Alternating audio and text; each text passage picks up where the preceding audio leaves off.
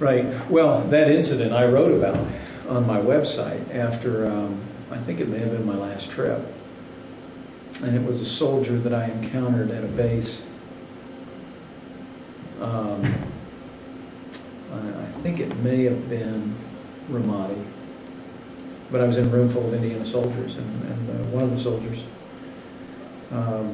raised his hand and said, you know, this is my third tour, but when will it be enough? When will we have done enough?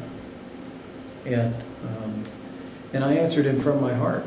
I just said, I really believe that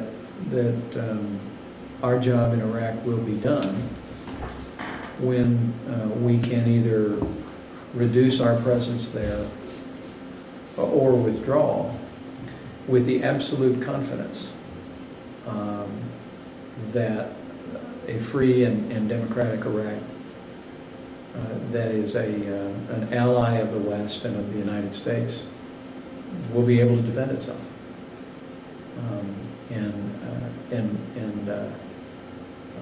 You know, I honestly believe that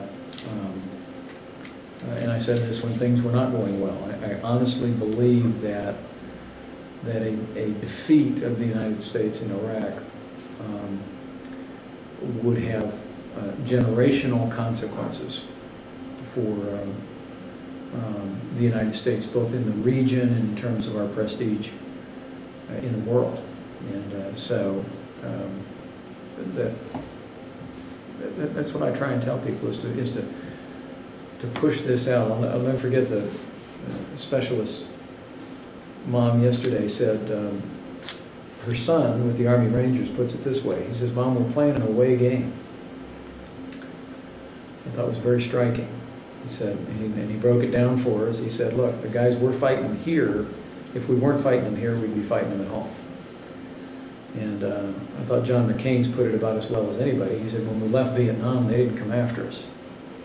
And what I try and explain to people is that those are really the stakes there, but as dangerous as a defeat there is, I think it's difficult to calculate the benefit to the world and to the United States if Iraq were to become to the Arab world what Germany became to Europe after World War II.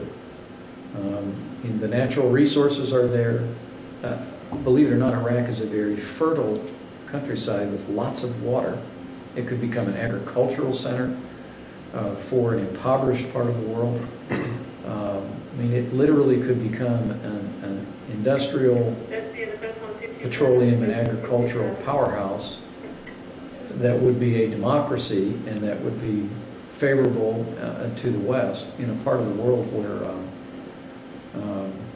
we have a handful of friends, but not any country really of that magnitude in the Arab world. And so the potential impact of that, combined with a successful democracy in Afghanistan, I think